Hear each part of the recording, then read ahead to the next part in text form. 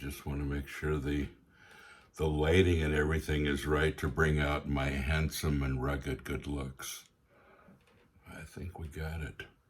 I want to vent today. I want to vent. I want to complain about complaining. Coming up next on Pastor Bob's Coffee Break.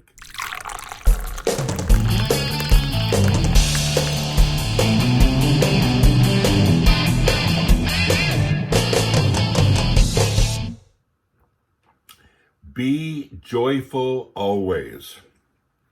We've talked about that before, but I want to talk about it in a little different context today. Here's the question. Dear Pastor Bob, you never talk about political issues. Is there a reason for that?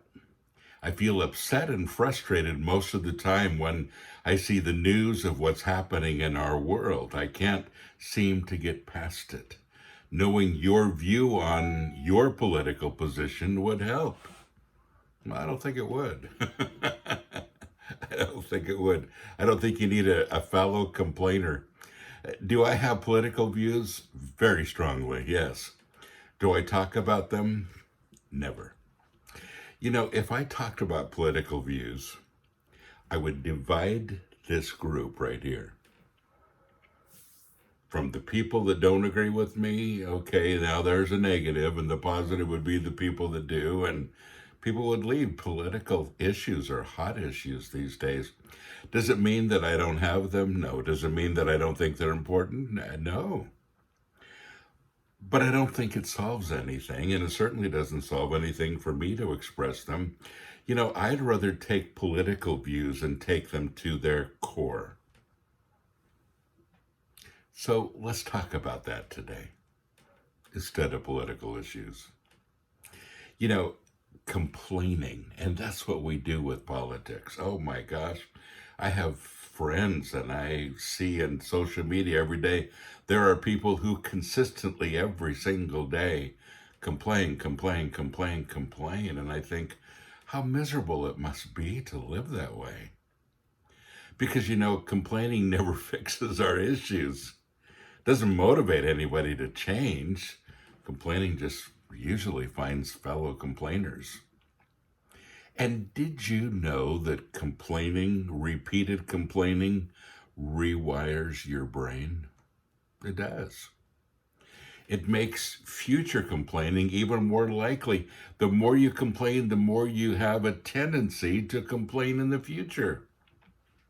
And over time, you find that it's easier to be negative than positive as a result.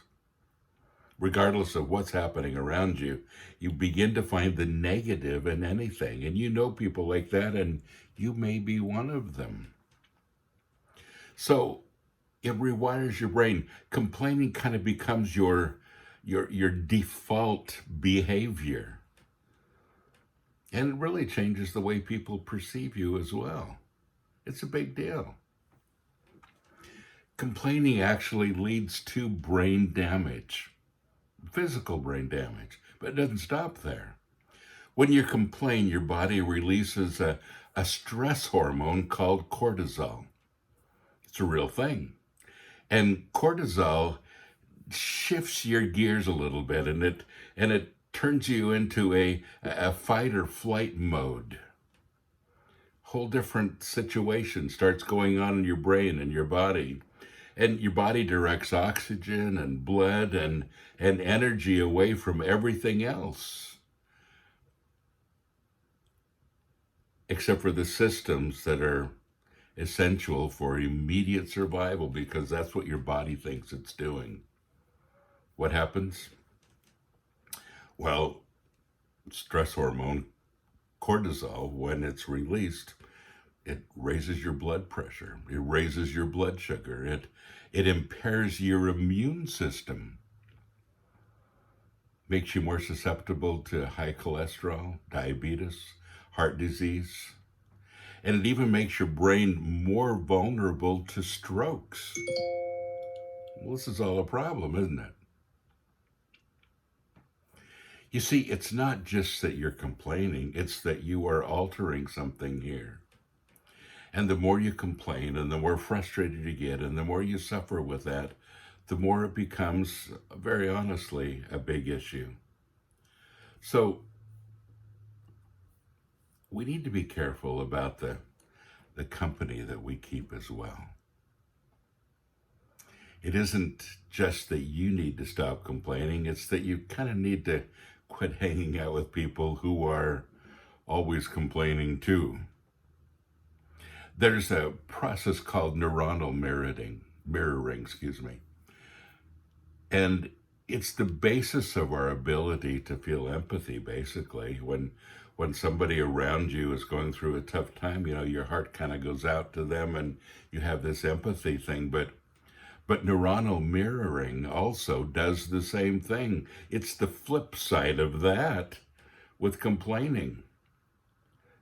Complaining becomes a lot like smoking. You don't have to smoke yourself to suffer the ill effects of secondhand smoke, secondhand complaining, basically. And you adopt it and you begin the same process. So complaining is a big deal. It's not something to just take lightly. It's something to really begin to work at. So I have 2 solutions for you today. Yeah, there are solutions. And number 1 is create an attitude of gratitude. You knew I was going to go there. But that's so important, folks. When you feel like complaining, shift your mind to something that you're thankful for. We have a million of those. Honestly. I woke up this morning complaining, and I had this message in mind anyway, and in my mind, was complaining about something, even though I was about to tell you all these things about complaining. It's hard not to do. And I'm complaining because I'm frustrated with a specific person that I wish would do something that he's not doing. And it affects me, it affects other people, and I just thought, if he would only, fill in the blanks there, my life would be easier, things would go better, and yet that frustration, that complaining, doesn't get anywhere. It only turns my heart and my spirit against this person, and that's not where I want to go. So I've had to kind of reel myself in and think about how thankful I really am for them. This is a real thing, and we need to go there. We need to allow the joy of the Lord to surface. The joy of the Lord is my strength. So the first thing is to create an attitude of gratitude. Find something to be thankful for. And number 2, engage in solution-oriented complaining. You mean there's good complaining if it has a solution? Absolutely. That's where great solutions and great ideas come from many times. But only when you have something that is honestly worth complaining about, something that really needs to be done, something that needs to be fixed. The greatest inventions around us come from somebody complaining because something doesn't exist or it doesn't work well enough. It's a great place to start. So, complaining with a purpose. Having a clear purpose. Before you start complaining, know what kind of outcome you're looking for. If you can't identify a purpose, there's a good chance that you want to just complain because you want to complain. And resist doing that because it doesn't go anywhere. But complaining with a purpose and an end result in mind, this is wrong and I have an idea for a solution. Let's use an example. So you go into your favorite restaurant, and this has happened to me, it might have happened to you too. And it's always a great experience. You go there often, things always go well. And you have a bad experience in that restaurant. you're surprised. It never happened before. They've always been great to you. Things have always gone well. And this one didn't go very well. So what do? Well, you usually start with something positive. And I'm just giving you a specific example because this is kind of the process we need to go through. But start with something positive. It keeps the other person that you're complaining to from getting defensive. You can say, I've been a customer here for a long time. We've been friends. And, I've always been thrilled with your service. Yeah. Great place to start. And then be specific. Don't dredge up every little thing that's gone wrong in the last 20 years.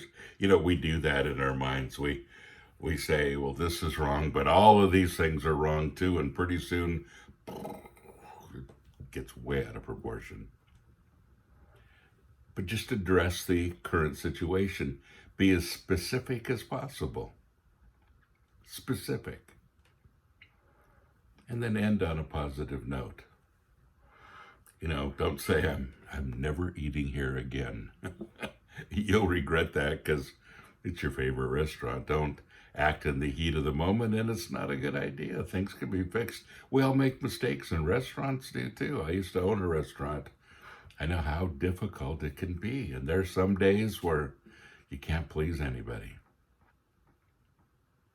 But don't say, I'm never eating here again. It doesn't motivate the person to do anything about your complaint whatsoever. You're just venting. You're complaining with no purpose.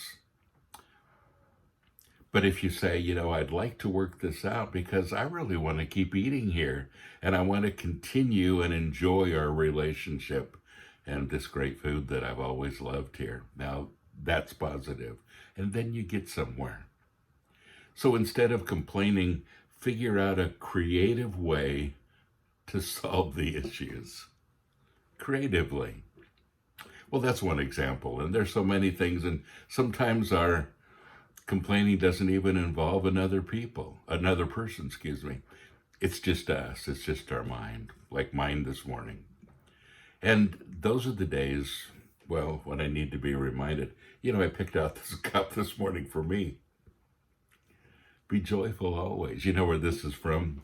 1 Thessalonians 5:16 through 18, 3 of the shortest verses.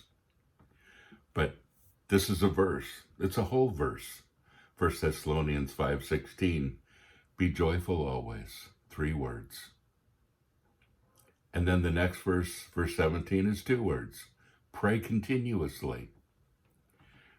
Next verse, 18. Give thanks in all circumstances. For this is God's will for you in Christ Jesus. So what does this mean?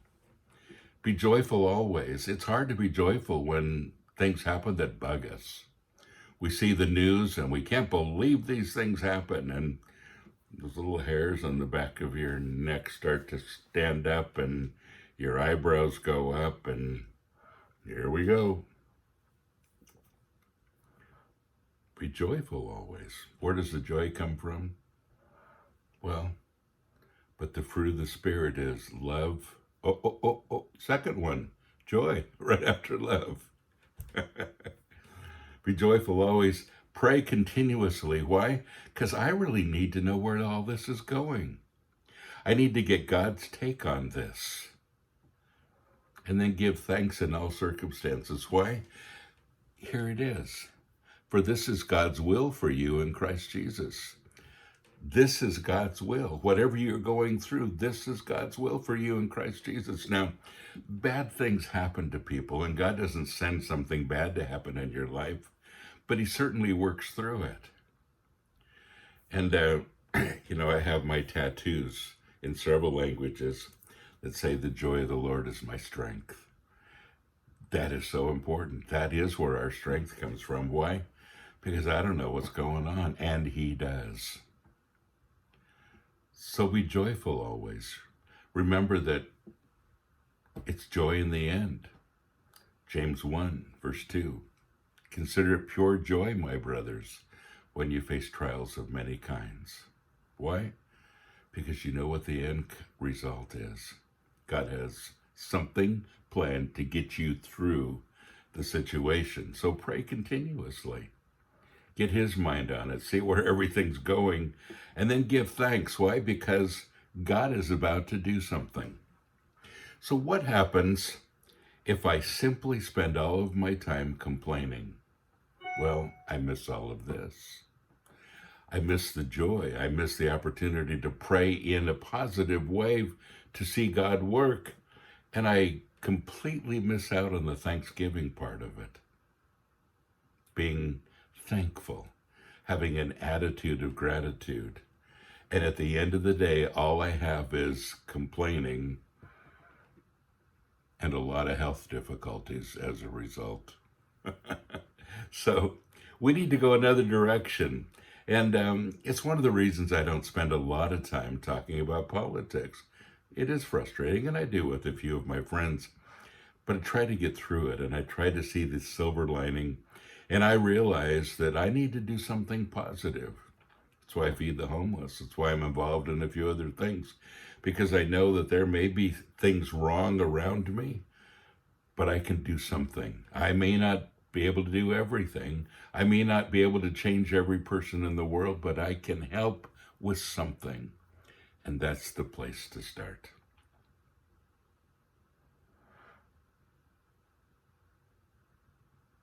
You know, God knows what he's doing. I love that part. And he knows the outcome, even when I don't. And I hope that you find some joy in that as well, because God is still large and in charge. And by the way, you are blessed. So go and be a blessing.